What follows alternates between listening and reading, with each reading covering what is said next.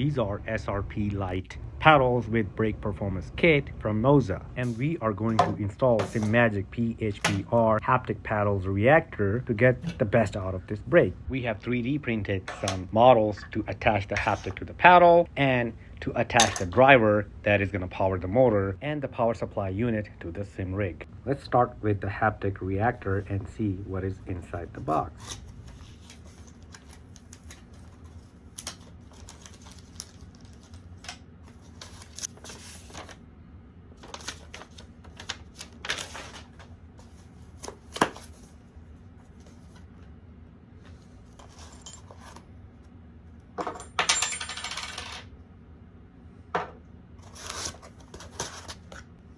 Seems like they ship it with two different types of mounting brackets, but we don't need any of those.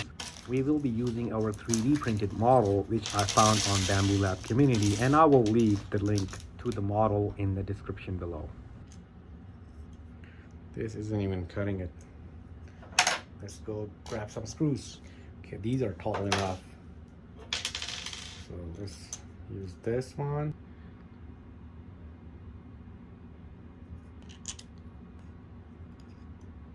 This is attached.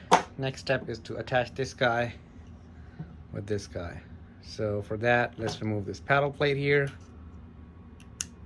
Okay, as you can see, this will fit back here. So use the screws and some nuts at the back to hold it in. So paddle on here.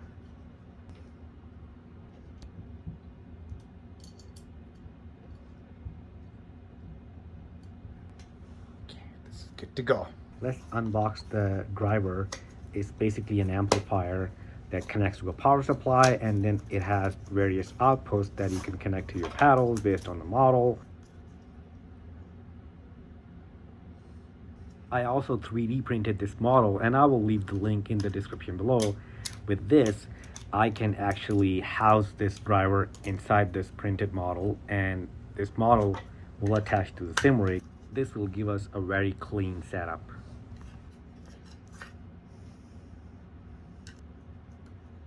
Alright, so this is installed in this enclosure, and this is gonna make it easy to mount it on the rig over there.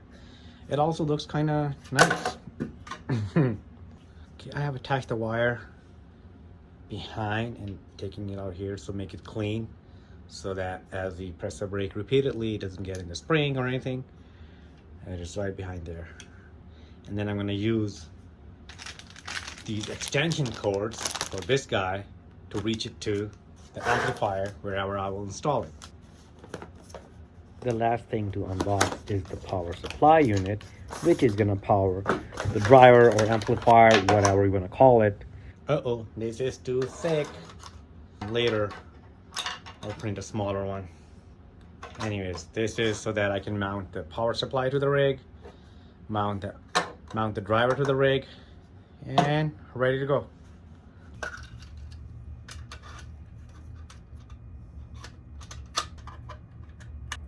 Let's set up all the connections real quick. The paddle connector, the USB connection, and the power connection. Let me quickly show you how to set it up.